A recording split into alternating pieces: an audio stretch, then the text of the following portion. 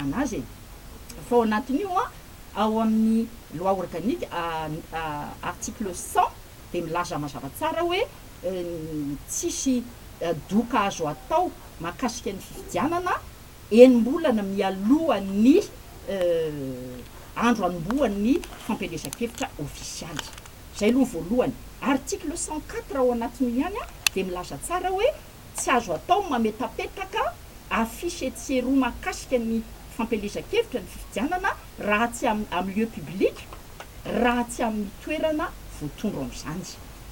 Fa za zao mahita candidat akoatran'ireny panneau publicitaire reny mametaka afisy ny sariny miaraka amin'ny tanany eo ambonin'ny fosy ny satroka penjy eny ambody poteau rehetra mandoto tanàna zany.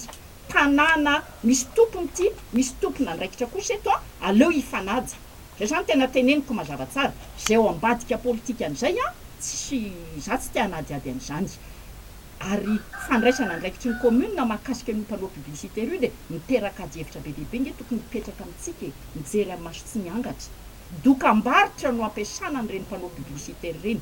Ny rehetra manana panneau publicitaire de mifampiraharaha amin'ny commune satria fidiram-bola amin'ny commune reny panneau publicitaire reny. Fanaraka amin'ny commune izy. Karaha ohatra le agence na publicité manao an'ireny panneau publicitaire reny mifanaraka any amin'ny candidat tokony ho fantatry ny commune meloa zany fa fanontaniana mipetraka hoe fa le olona ve le candidat le olombelona ve etam-barotra amidy satria reny fanaovana takelaka fanaovana dokam-barotra move zany le fifidianana lasa tolotra sy tinady varotra. Za de mihevitra hoe diso be zany ary everiko mihitsy hoe raha te hanofotsika eto amin'ity Madagasikara ty de tokony hazava tsara hoe hevitra mifampizarana amin'ny malagasy ady hevitra vina projet de société mifampizarana fa tsy sanatry ny vavakory etam-barotra ireo mpilatsaka fidiana ny filoham-pirenena. Feny zay de tsotra misy lalàna ny fehan'ny ty tanàna Antananarivo ty ohatra mivondro mba hoaka-pakitra rehetra manerana amin'ny Madagasikara ajaina ny lalàna. Raha miezaka mampanaja ny lalàna ny commune tamin'ny fandraisany fanapa-kevitra mahakasika an'ireny panneau publicitaire misy sarobe ana candidat reny de hoy za hoe ankasitrahako zany miezaka manaja lalàna izy saingy zao tsy zay ihany. Jereo nge ny tanànantsika am'izao fotoana zao hoe kaboraraka tanteraka.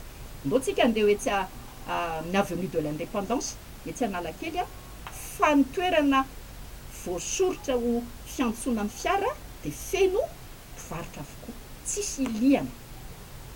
Tokony ho mazava sy matipaika ny fitantanana ny tanàna io tsena io na be resaka foana teto. Reo mpivarotra ireo mila vahaolana maharitra tsy zany tsony ny ataon'le commune fa lany andro mampiasa n'le Antananarivo ho tohatra hiakarana makany amin'ny manana an'izao élection zao. Zay zany lazaiko mazava tsara. Rehefa mety ny ataon'ny tompona andraikitry ny commune teneniny zany. Rehefa tsy mety ohatrany tenenana hatramin'izay de anterina ny tsy fetezana zany. Zany tokony hazava tsara amponina Antananarivo zany ny ao ambadika politika an'izany tsy afaka mahalala tokony hanadiady tsika raha toa ka misy ambadika politika zany fa ny fantatro kosa aloha lalàna de mila jaina. Lazaiko teo hoe fametraha-pelan'ny filoham-pirenena fanajana ny lalam-pandrenana manjary tsy misy le dikany mitondra makany amin'ny fitoniana raha tony tompona ndraikitra isa-tsokajiny manana fahefana tsy manaja an'izany lalàna zany ary tsy mampanaja an'izany.